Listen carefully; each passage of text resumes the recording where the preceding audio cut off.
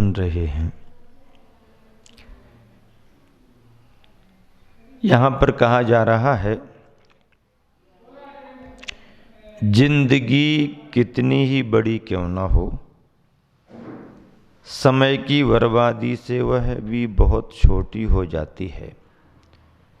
जिंदगी कितनी ही बड़ी क्यों ना हो, समय की बर्बादी से वह भी बहुत छोटी हो जाती है।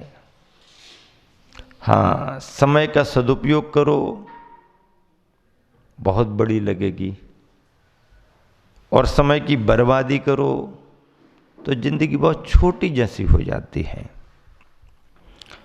अपात्र जनों को बहुमान देने से गुणी जनों के गौरव में क्षति पहुंचती है। अपात्र जनों को यदि बहुमान दिया जाने लगा, उनका मान सम्मान बढ़ाया जाने लगा, तो गुणी जनों के गौरव में क्षति पहुंचती है। हाँ, गुणियों का सम्मान ना कर पाओ चलेगा, लेकिन दुर्गुणियों का सम्मान यदि करना शुरू कर दिया तो गुणियों के गौरव में क्षति पहुंचती है। अगला बोध वाक्य है, विपत्ति से बढ़कर अनुभव सिखाने वाला कोई विद्यालय नहीं है। विपत्ति से बढ़कर के अनुभव सिखाने वाला कोई विद्यालय नहीं। आपत्ति अपने आप में एक विद्यालय है, उसे पाकर के सब सीख जाओ, समझ लो। विपत्ति से बढ़कर अनुभव सिखाने वाला कोई विद्यालय नहीं। बिना जांचे परखे किसी को भी अपना मित्र बना लेना जीवन की सबसे अप्रिय घटना है। बिना जांचे परखे किसी को भी अपना मित्र बना लेना जीवन की सबसे अप्रिय घटना है। न परिचय, न परख, न पहचान, बिना जांचे परखे किसी को भी अपना मित्र बना लेना जीवन की सबसे अप्रिय घटना है। उसे अहित ही होगा, हित नहीं होगा। दोहा आ रहा है, कुंद कुंद को नित नमूं, हृदय कुंद खिल जाए, परम सुगंधित महक में जीवन मम घुल जाए। परम सुगंधित महक में जीवन मम घुल जाए। कुंद कुंद को नित नमूं, हृदय कुंद खिल जाए। कुंद कुंद स्वामी को नित नमन करूं, हमारा कुंद हृदय खिल जाए और परम सुगंधित महक में जीवन मम घुल जाए। अगला बोध वाक्य है, जब नीति रीति प्रीति कुछ भी काम ना करे। जब नीति रीति प्रीति कुछ भी काम ना करे, तब फिर कुछ अलग ही सोचना चाहिए। जब नीति रीति प्रीति कुछ भी काम ना करे, तब फिर कुछ अलग ही सोचना चाहिए। नीति काम नहीं कर रही, रीति काम नहीं कर रही, प्रेम प्रीति काम नहीं कर रही, तो फिर कुछ अलग तरीके से सोचना चाहिए। रास्ता निकलता है, मिलता है। पथ्य का सही पालन हो तो औषधि की आवश्यकता नहीं। पथ्य का सही पालन हो तो औषधि की आवश्यकता नहीं, और यदि पथ्य का पालन नहीं हो तो भी औषधि सेवन से क्या प्रयोजन। पथ्य का सही पालन हो तो औषधि की आवश्यकता नहीं, और यदि पथ्य का पालन नहीं हो तो भी औषधि सेवन से क्या प्रयोजन। पथ्य औषधि के साथ सहयोगी होता है। पथ्य का पालन नहीं हो पा रहा तो अकेले औषधि लेने से क्या। और यदि पथ्य का पालन हो रहा है तो भी औषधि की आवश्यकता नहीं।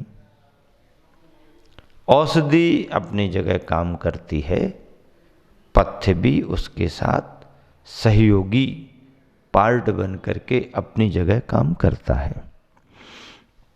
बुखार के समय यदि ताकत की दवाई दे दी जाए तो बुखार ही ताकत से आएगा। बुखार के समय यदि ताकत की दवाई दे दी जाए तो बुखार ही ताकत से आएगा। ठीक ऐसे ही विपरीत बुद्धि वालों को यदि प्रोत्साहन मिले तो उनका अहंकार ही बढ़ता है। बुखार के समय यदि ताकत की दवाई दे दी जाए तो बुखार ही ताकत से आएगा। ठीक ऐसे ही विपरीत बुद्धि वालों को यदि प्रोत्साहन मिले तो उनका अहंकार ही बढ़ता है। विपरीत बुद्धि वालों को प्रोत्साहन देने से उनका अहंकार ही पुष्ट होता है, अहंकार ही बढ़ता है। मन की खुराक मान है, वह ना मिलने पर मन खुरापाती हो जाता है। मन की खुराक क्या है? मान है। मन की खुराक मान है, वह ना मिलने पर मन खुरापाती, खुरापाती जानते? हाँ, गड़बड़ करने वाला खुरापाती हो जाता है। मन माना मन तब हो जाता है जब उसके मन की नहीं होती। मन माना मन तब हो जाता है जब उसके मन की नहीं होती। जब सुई से काम चल सकता है तो तलवार का प्रहार क्यों? जब सुई से काम चल सकता है तो तलवार का प्रहार क्यों? और जब फूल से काम चल सकता है तो सूल का व्यवहार क्यों? जब सुई से काम चल सकता है तो तलवार का प्रहार क्यों? छोटे ही में काम हो रहा है तो बड़ी बात करने की जरूरत क्या है? संकेतों में ही जब बात समझी जा रही तो आदेश देने की जरूरत क्या है? जब सुई से काम चल सकता है तो तलवार का प्रहार क्यों? और जब फूल से काम चल सकता है तो सूल का व्यवहार क्यों? अरे भाई, मृदुता फूल से ही काम हो रहा है तो फिर शूल का व्यवहार क्यों?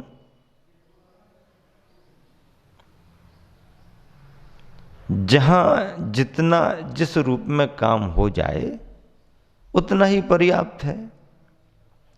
तलवार की आवश्यकता जहां हो वहां तलवार, और जब सुई से ही काम हो रहा है तो तलवार की कोई ज़रूरत नहीं।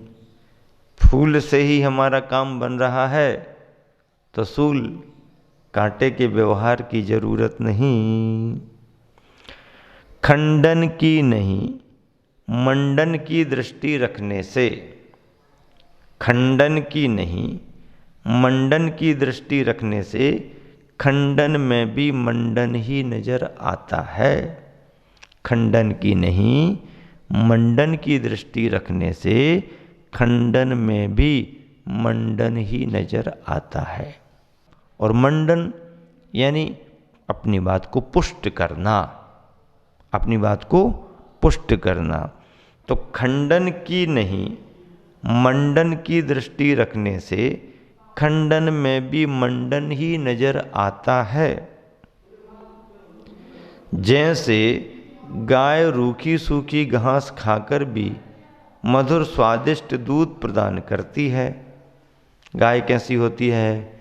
रूखी सूखी घास खाकर भी मधुर स्वादिष्ट दूध प्रदान करती है।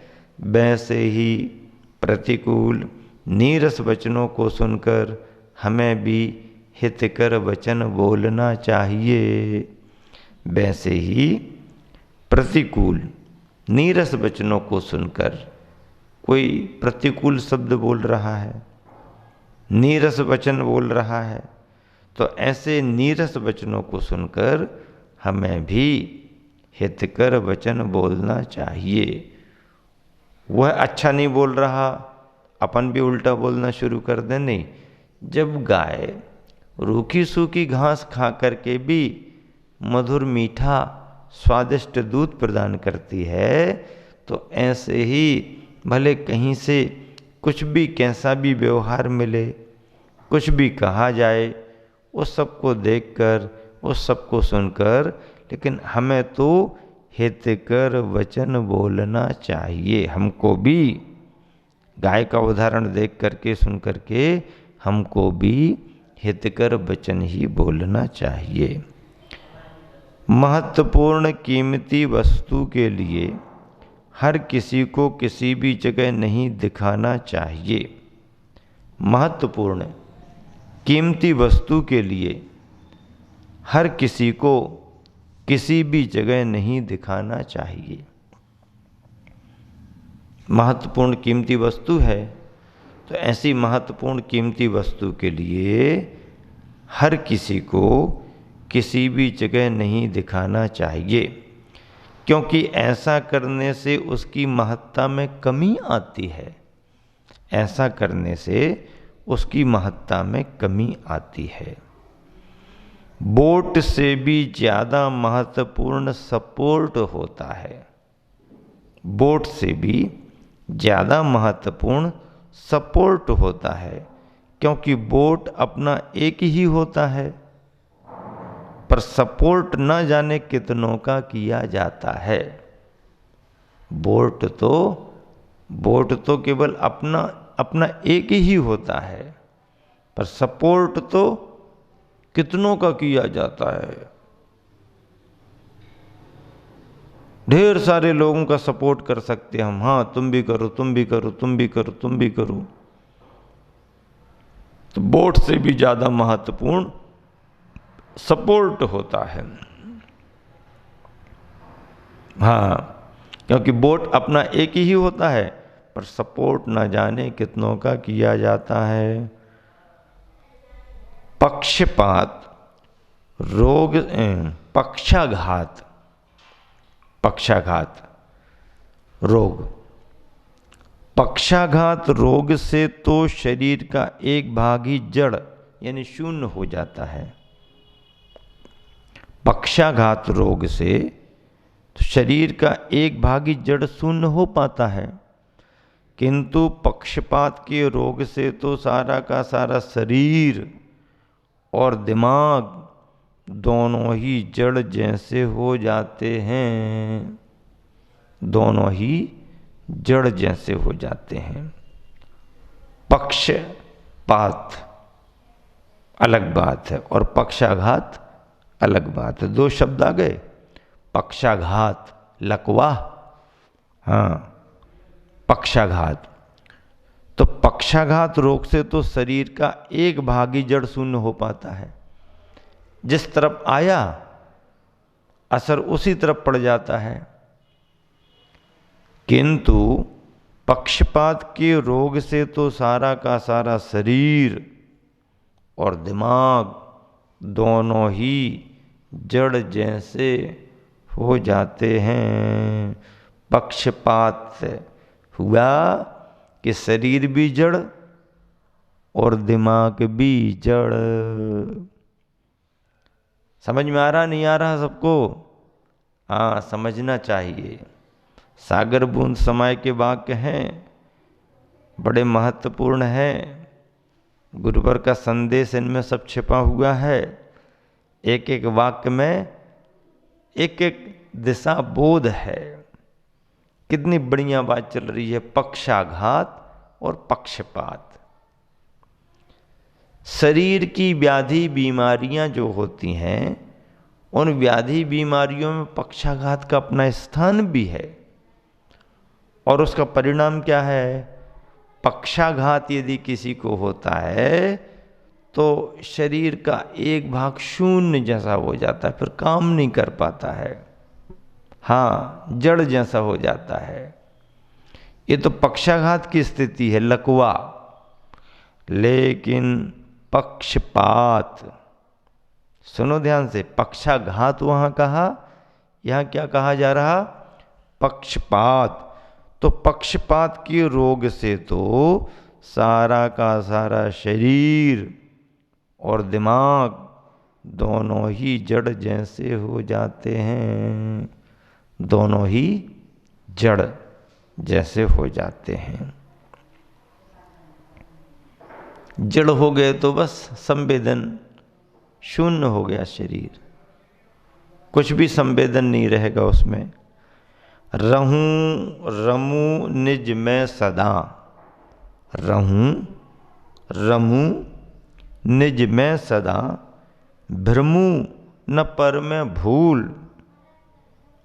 भ्रमू न पर में भूल, रहूं रमू निज में सदा, भ्रमू न पर में भूल, चिदानंद का लाभ लूं, चिदानंद का लाभ लूं, पर तो सब कुछ धूल, चिदानंद का लाभ लूं, पर तो सब कुछ धूल, धूली के समान है, पर धूली के समान है। इसलिए रहूं रमूं निज में सदा। आगे क्या कह रहे हैं गुरुवर? पक्षपात एक ऐसा जलप्रपात है